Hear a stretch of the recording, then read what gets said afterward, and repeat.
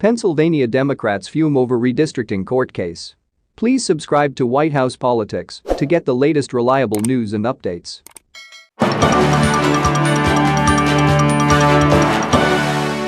Pennsylvania's new congressional map could soon be drawn by the same judge who delivered then-President Donald Trump a rare victory in his doomed legal fight to overturn his 2020 defeat. And some of the state's Democrats are privately panning the strategy that got them there. A group of Democrats, particularly lawmakers likely facing tough re-elections, are questioning the decision by party's national redistricting strategists, including A-list attorney Mark Elias, about their decision to begin legal action in Pennsylvania last year, well before map drawing was underway. In a surprise to Democrats this week, the state's Supreme Court refused to take up the case, which will now give outsized influence to a conservative lower court in determining the new maps instead of the Democratic majority High Court. Now, multiple House Democrats worry their party's carefully honed litigation strategy could potentially backfire, complicating an already messy battle to redraw their state's maps, even as Elias and his team insist there were zero missteps. "This is the first time I've been nervous about redistricting," said one person closely involved with the Pennsylvania Democrats' process, speaking on the condition of anonymity to openly discuss the ongoing legal process. Both Elias and the National Democratic Redistricting Committee, which oversees the party's legal efforts, said the lawsuits had to first be filed in the lower, more conservative court.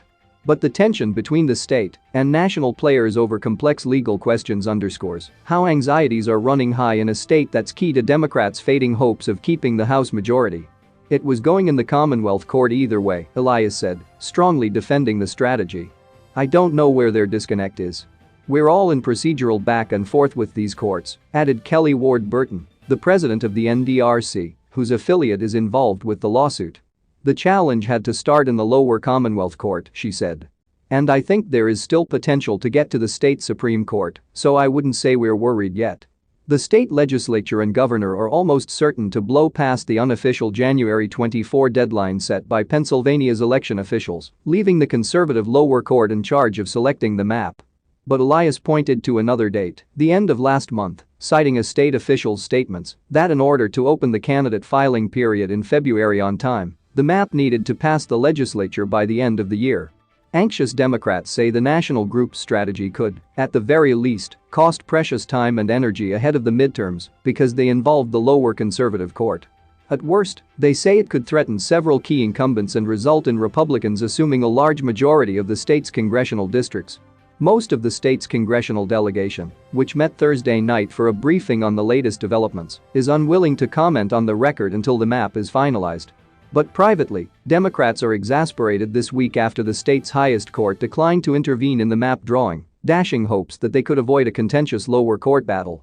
Asked if she had concerns that the state Supreme Court had not yet taken jurisdiction, Representative Susan Wild, D. Pennsylvania, said, "The whole redistricting is concerning all of us."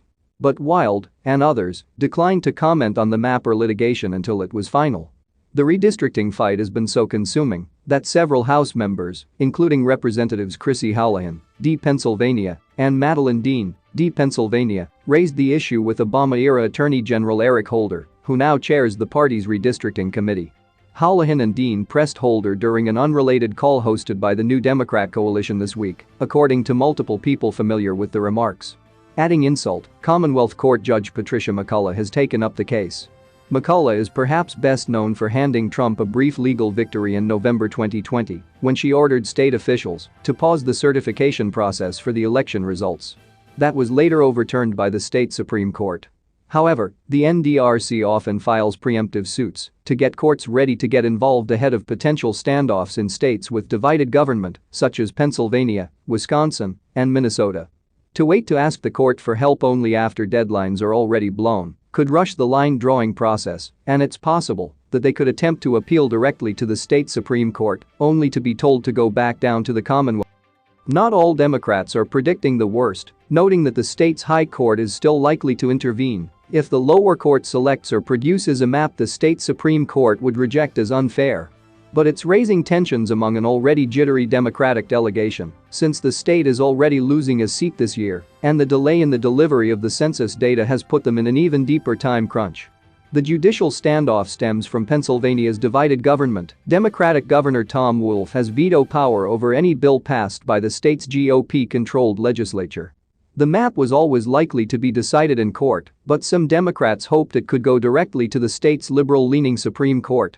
3 years ago, that body struck down a Republican-drawn map from the past decade, shifting the delegation from 13 Republicans and 5 Democrats to an even split. It's also a particularly high-stakes year for the closely divided battleground state, with a competitive governor and Senate race all on the ballot. That's all for now. Stay tuned and subscribe to White House Politics for more political news and updates.